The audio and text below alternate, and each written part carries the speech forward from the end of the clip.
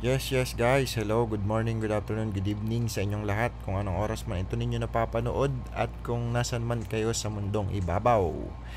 This is your service Mr. KG Crypto at ito na naman tayo sa ating ritual na staking sa EXS. So today is February 7, Saturday, 2024. At check natin ang galawan muna. Medyo umangat siya, no, pero mababa pa rin yan kumpara sa mga nakaraan. At ayun, tuloy-tuloy lang ulit. Claim lang natin at yung kalahati, 20, stake natin. Yung 19, bili natin ng berry. So, ganun lang ang ginagawa ko. Siguro, tingnan din natin sa mga susunod na panahon. I-diversify natin sa iba. So, kunyari, berry, ron, AXS, mga ganun. Pero, ayun. Actually, namili naman tayo sa ibang wallet natin. Pero dito kasi, dito sa laptop na gamit ko na to. So dito lang talaga to specific. Kaya ginagawa ko na lang na sige, pang content i-ano natin to lahat. Pero yun lang ulit guys hindi ko to pinagmamayabang baka sabihin nyo naman yabang-yabang naman yung nagbibideo na yan. Wala po akong piniplease, hindi naman lahat natin ng tao talaga mapaplease. Kaya sana hindi ka nakasama doon sa mga Pilipino na crab mentality yan. Paulit-ulit natin sinasabi na kadalasan kasi ang ginagawa ng mga yon, yung mga taong inggit, gigil na gigil, galit na galit sa mga kapwa Pilipinong masenso, sisiraan kung ano-ano sasabihin, imbis na ma-motivate na lang ma-inspired kung ano-ano pang sinasabi, kaya hindi umaangat sa buhay. So by the way, tapos na tayo sa ating ritual. Actually hindi pa pala, ito pala, stick muna natin. Pakwento na naman tayo guys. So na yan 20. Yan, 20. Hindi, dapat mahigit. Ayan. So gawin natin ton 20. Para 19 lang. Ay hindi, 20 na lang pala. Para at least may sobra dun sa kabila. So stake natin.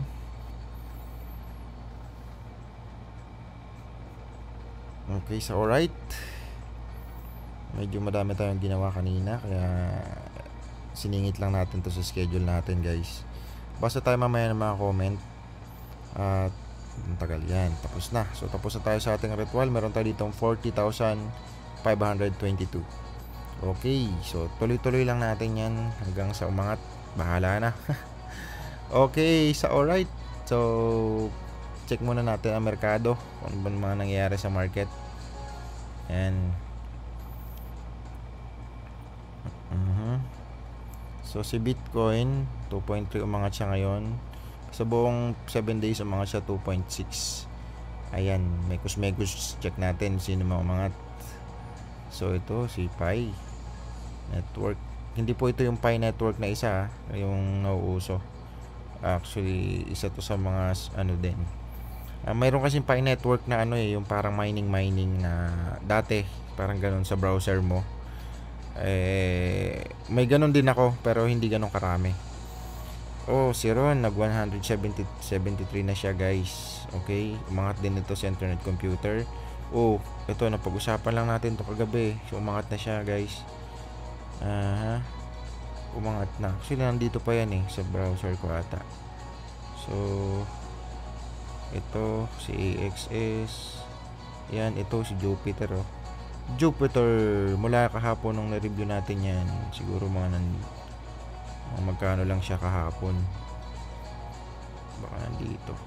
Ito siguro mga 34, 35, maliit lang pala, sorry. Okay, pero umangat siya today. Sumunod si Ondo. Ayan, 24 hours 11, tapos naging 12. Okay, so alright. So basa na tayo ng comment. Nagmamadali kasi ako kasi maggagawa pa ako ng isang video, tapos may gagawin pa akong mga report sa aking businesses. Basta paperworks.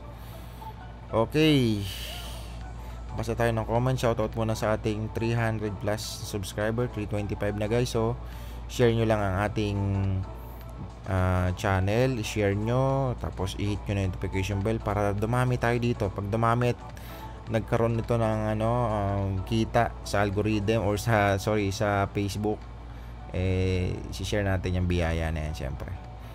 Sa mga taong nag-stick, sa mga taong patuloy na sumusubaybay at alam mo yun, comment lang sila. Okay, Sir Instinct, yan, laging present to guys. Shoutout ulit sa iyo, sir. Kay Sir Jerwin, the great. Hi, sir, baka may kakilala ka na whales na nagpapa-cash out ng malakihan sa crypto. Hirap na kasi dumaan sa bangko. Daming tanong. Sana matulungan nyo. Thank you. Yes, sir, marami naman tayo.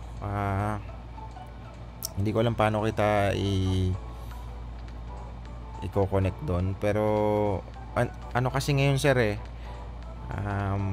marami ngayon time to buy talaga. So bumibili lahat, karamihan ng whales ngayon. Kung magka-cash out ka naman, parang hindi siya bagay, choice mo yan, sir. Yeah, oo. Matanong talaga, sir, pag nag-cash out ka ng malaki sa bangko, lalo na pag wala kang business. I mean, yung business mo hindi in and out yung pasok ng pera sa bangko. Ako kasi may build and sell, kahit papaano may million pumapasok sa bangko, may direct selling ako. So, tapos kung may papasok man sa forex ko, sa crypto, actually hindi naman ako nagpapadaan talaga ng encashment. Pag nag-encash ako sa crypto, tao-tao na lang. Hindi ako nagka-cash out sa yung bangko. Dati noong 2017 yung pinambili ko ng Dodge Challenger ko. Ayun, galing yun sa bangko lang yun. Paunti-unti nabuo hanggang sa CoinPH naman yun dati. Withdraw ko 300, 200, 400 ganyan. Hindi ako lumalagpas ng 500. Kasi pag lumagpas ka ng 500 yun, tanong ng tanong yung bangko. Hindi man nagtatanong pero tatawagan ka para mag-update sa kanila, parang ganun. So yun na rin yun, makabahala ka lang. Ngayon, sir, kung whales naman ito, sa mga whales kasi nakakilala ko, at least 20 pataas ang ini-encash. Kadalasan ang mahirap kasi magbigay, sir, ng info, lalo na dito sa online, naka-public kasi tayo. I-ano mo na lang ako, sir, paano ba yun, check na natin. Never ko pa kasi na-try ito yung i-PPM mo yung paano ba natin malalaman. Wala rin naman info. So YouTube subscriber, tingnan natin, sir, mag-comment kung paano kita mako-connect doon sa mga kakilala ko. Pero syempre for security purposes kasi yun, sir, ayoko naman mag-leak, di ba? Makilala mo pa si Mr. KGB Crypto. Malay ko ba kung di ba? So yun, iwan ka na lang, sir, ng email mo para i-PM ko, ipa-email, iwan ka na ng email mo or contact mo para yung kakilala kong mga nagbabuy and sell ng crypto, ma-forward ko yung number mo, ha? Ganun lang siguro. Okay, so alright, thank you, sir. Sir Jerwin, shoutout sa'yo.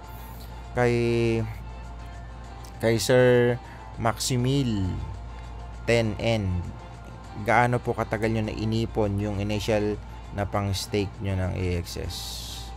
1,000 years. De joke lang. Matagal din yan, sir. Nandiyan naman yung napanood mo siguro na video, pang 91 na.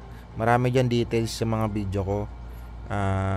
Nag-start tayo sa AXS siguro 2021, pero yung staking mga 1 year na mahigit, sir. Nag-i-stake ako tuloy-tuloy. So nag-start tayo dyan mga nasa 16,000, parang ganon, 16,000 or 15,000, kasi yun yung mga galing doon sa SLP ko. Tsaka syempre sa sarili ko na ring pera. Yung mga SLP ko kasi, sir, ang dami nung kapanahon na nung AXS Scholar. Meron po akong 2,000 Scholar sa AXS, sa Axie Infinity.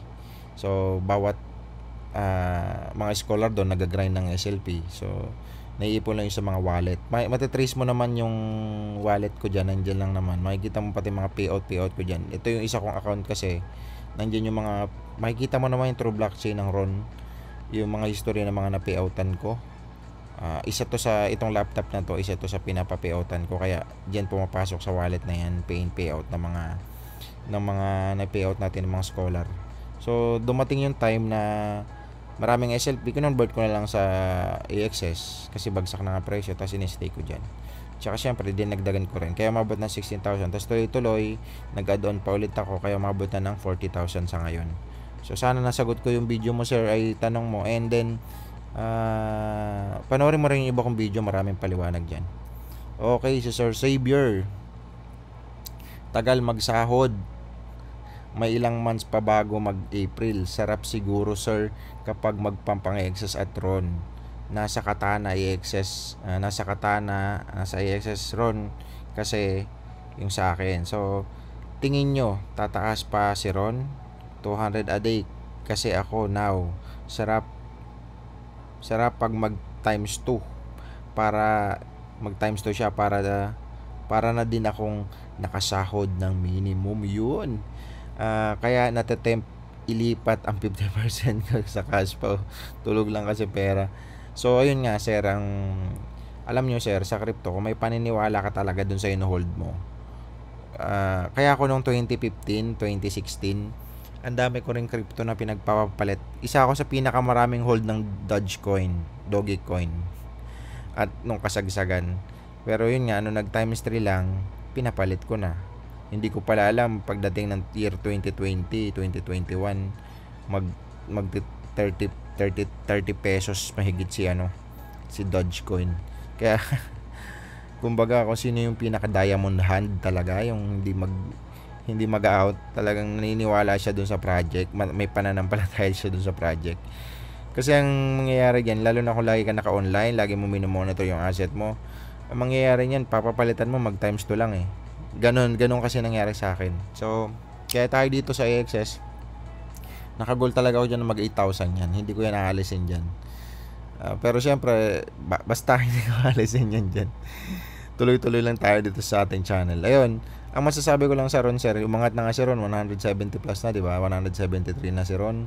Kasi, ayan, 174 na siya. Kasi ang daming ang gumagamit kay Ron na ginagamit siya sa iba-ibang mga gaming. So, possible, maging isa siya sa pinakamalaking Pero si Ron kasi guys, sir, hindi pa naman niya na be-break yung all-time high niya. Kasi ang all-time high nito nasa 200 plus eh. Check natin Ayun 220. January 27, 2 years ago. So, malaki naman ang chance kahit na-hack to, ang daming Ron token. Ito yung circulating supply na to. Maraming Ron token na I don't know kung napapalitan na yun ng hack. Sabi nila North Korea daw yun. Kung napapalitan na or tawag dito or naka-hold lang. Kasi kung naka-hold lang, mga dead wallet na yun. Sana blinak na para hindi na nagamit. Ayun. So I don't know paano nila gagawin yun. Pero alam ko ang isa sa tumulong dyan na trace yan at nabalik yung iba, si ZZ, yung may-ari ng Binance. Tinulungan sila G-host niyan at that time eh. Okay, so next question. Shoutout sa'yo sir ulit kay Cactus Jack 602. Sa Katana farming, liquidity pool po yan. Meaning, pag walang masyadong transaction or wala masyadong liquidity, wala pong reward na makukuha. And the rest dyan, impermanent loss. Okay? So at least, di ba may mga subscriber tayo na concerned? Halatang nakikinig talaga to si Sir, kasi napapaliwanag niya ng maayos. So halimbawa, ito nga 1K. Ayan, ang galing ni Sir. 1K Ron, 1K excess 2K daw. Pag tumaas ang value na ganito mangyayari. Bale yung Ron mo nagiging 1.4 kasi nga tumaas. So pag farming sa Katana, ililiquidate niya yung value ng asset mo. Bali ang Ron magiging 1.4, magiging 1.2. Bali ganito. Bali yung Ron mo na 1.4 magiging 1.2. Bali ganito po ang kakalabasan niyan. 1.2 Ron, 1.2 excess, 2 total 2.4. Okay. Vice versa po, pag tumaas at bumaba ang value, dalawang token lagi po siyang and equally divided. Ang pinaka the best na mangyayari po dyan, yung pareha sila mag-pump as in sabay, pero imposible ata mangyari or possible kasi pag mag-bull run na after BTC halving, sana makahelp para sa beginner crypto. Yung galing nito sir, i-heart na natin, i-like pa natin. Thank you so much sir Cactus Jack. So ayun, napaliwanag niya ng maayos. itong impermanent lost. Inamin naman natin kasi dati ako nag-i-stick dyan sa Ron and EXS sa Katana. Hindi ko siya napapansin, pero based sa computation ko, kung pagbili ko tas hinold ko lang, mas malaki pakita ko kasi umangat yung value nito. Ito kasi sir, pag sa Katana, yung equivalent niya hindi yung buong token eh. Kumbaga yung token niya mababawasan. Ano tawag dito? Yung isa, pag tumaas yung token, yung isa yung dadami yung may bibigay sa'yo, tapos yung isa maliit. Kasi tumaas nga yung presyo eh. Nagbe-base siya dun sa peso. So, ganun. By the way, medyo base lang yung sa experience ko sa na-compute ko ha. Okay, Sir Yerich. Yung mga taong may crab mentality di umasenso. Yes, tama po kayo. Ganun talaga. Maraming Pilipinong ganun. Hindi man lahat, pero meron talaga. Kahit sa pamilya eh. Kung may pamilya ka, halimbawa, umasenso ka. Tapos, nangutang sa'yo. Pag hindi mo pinautang, naku, daming sasabihin sa'yo niyan. Nagbago ka na, yumaman ka lang, ganito, ganyan. So, ayun, ganun talagang buhay. Okay, Mr. Incognito. Napanood ko yung old... Napanood ko yung old short video mo, sir. Na-flex mo yon 80H hold mo. Nababaliw ako, di ako makatulog. Keep flexing lang, sir. Talagang nakaka-inspired pag nakakita ka ng whales na handang makipag-usap sa maliliit na holders. Grabe naman. Di naman, sir. Sakto lang. Kumbaga marami pang mas malulupit sa atin dyan na mga kakilala natin. As in, sobrang lupit talaga. Ito, tuldok lang itong mga pinag-uusapan natin dito. Pero syempre, yun nga, baka may yung iba mayabangan na naman. Yun nga, magkakaiba kasi yun eh. Depende yun sa taong lagi mong nakakasalamuha. Kung lagi mo nakakasalamuha ang saving 10,000, pag nakita mo yung mga ganyan, ako, baka ito nga lang, makita lang ni stake natin kung ano na nasasabihin eh. Paano mo nakuha yan? Saan mo nakuha yan? Baka may illegal kang ginagawa. Kung ano nasasabihin, diba? So, ganun talaga. Buhay nila yan, bahala sila. Pera naman nila, kung sakaling papasok sila sa crypto, pera nila yan. Okay?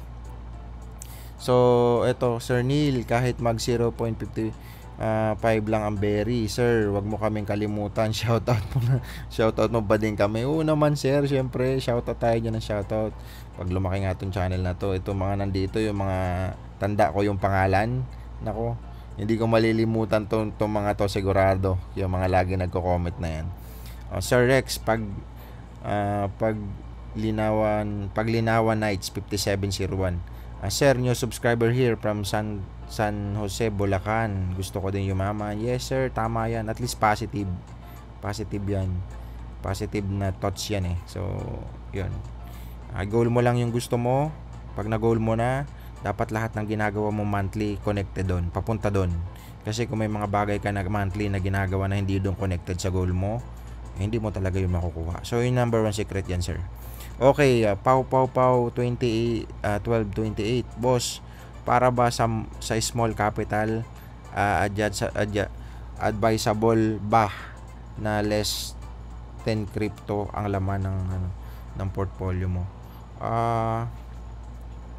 Oo, sir. Oo. Dapat naka-diversify. Nasa sayo naman yan eh. Basta at least naka-diversify lang, sir. Kasi pag may crypto doon na bumaba or umangat, parang business lang eh, 'di ba? Do not put all egg on one basket. So, kumbaga dapat may mga iba-iba kang source. So, kung ito 1 to 10 halimbawa, meron kang naka-hold kunyari si Bitcoin, alam mo naman na hindi yun naangat ng sobrang dami, pero hindi rin yung bababa ng sobrang dami, 'di ba? So, Bitcoin institution na kasi yun, never na yun magsasara, never na yun mararag pull. Ethereum, parang kung 100%, yung 10%, sabi mo 20% kay Bitcoin, 20% kay Ethereum. Tapos yung natitirang 60%, i-diversify mo na yun sa iba-ibang kategorya. NFT game, layer 1, layer 2 na token. So iba-iba. So dapat naka-diversify lang. Ngayon kung magiging sugalor ka kasi nun, sir, pag magiging sugal na yung mangyayari, pag isa lang linagay mo tapos biglang bulusok, okay yun. Pero pag isa lang token linagay mo tapos biglang nag-dump, wala ka nang pampaikot. So, yun. Kaya dapat naka-diversify. So, Sir Instinct, yan, present lagi to. Sir, altcoin Pinoy YouTuber, solid din. Yes, nakafollow tayo dyan, sir. Mag-review ng token. detalyado. Yeah, tama. Sobrang solid yan, idol natin yan si Altcoin Pinoy. Grabe. Napakasipag niyan maggawa ng video. Follow nyo din yan syempre. Okay. Ito si ayan, kay J Kodota 8526 pang 320 na subscriber mo ko, boss. Thank you so much, sir. Shoutout po sa inyo. Okay, kay Nick Arthur Tan, keep on uploading ng mga inspirational videos, sir. Ron, farming po ako. Tapos yung claimable stake ko sa AXS maliit nga lang hold ko. Okay pa din yan. At least umiikot tsaka gumagalaw. Okay nga tong Ron eh. At least maraming use case kasi tong Ron. Madaming gaming na nakatouch sa kanya, kaya baka ito maging number 1 blockchain gaming. Okay. Kay Met Jobo, shoutout Lord. Siyempre shoutout lagi natin yan. 500 subs. AXS Berry Gateway boss. Tingnan natin, sir. Tingnan natin. Tama, ang dami nag-like. Sige, tingnan natin. Actually marami na akong plano para dyan. Kaya shoutout pala sa'yo, sir, user ET7X. Ano ba yun? Hirap pa sa pasensya na. Tingnan natin. Okay, kay Jepoy B6913. Sir, ano pong magandang i-hold for long term na altcoin? Ethereum ang pinaka-the best sa akin kasi ano pinakamalaking hold? Ethereum syempre. Okay, pero hindi po financial advice to ha. Baka mamaya. Ay. Yung iba kasi dito, hindi naman kasi lahat iba-iba utak ng tao, guys. Yung iba, syempre yung mga nagko-comment dito, positive. Yung ibang ngayon lang napanood kung ano lang sasabihin. Sabihin, financial advisor ka ba para magsabi ng gano'n, di ba? Okay, so shout out sir para La Union. Yan, maganda dyan sa La Union. Nakapunta na tayo dyan ng ilang beses. Mga grapes, grapes farming, yan. Ano pa ba yung mga beach dyan, magaganda. Shout out po sa inyo. Kay Sir Jomel Santos 1933. Boss, mas gusto bakit boss mas gusto nyo yung Berim na inflationary token like SLP kumpara sa Ronin na ayan nga deflationary na pwedeng gamitin ng mga gamer? Yun nga eh. May ano rin naman ako, sir, naka-hold na ron. Pero sa iba kong sa iba kong laptop. Pero dito kasi sa ibang wallet na rin pala, kasi ibang wallet ko per laptop. Kasi ito pang lang pang video. Ito guys, bigyan ko kayo ng idea. Halimbawa YouTuber, kaya yung may nag-tackle dito dati na hack na mga bakit daw may mga YouTuber na nahahack, bakit daw matatagal na sa crypto na hack. Kasi guys, ito lang, kunyari isa kang YouTuber, tapos nagpapapasok ka na ng mga nag-advertise sa'yo, yung may papa-review. Ang advice ko sa kanila guys, para hindi sila mahak, dapat ibang laptop gamit nila. Okay? Sa atin wala pa namang ganun, pero ginagamit ko lang kasi, lalo na sa Axie, nag-Axie kasi ako. Iba-iba yung laptop kong gamit para sa mga wallet ko.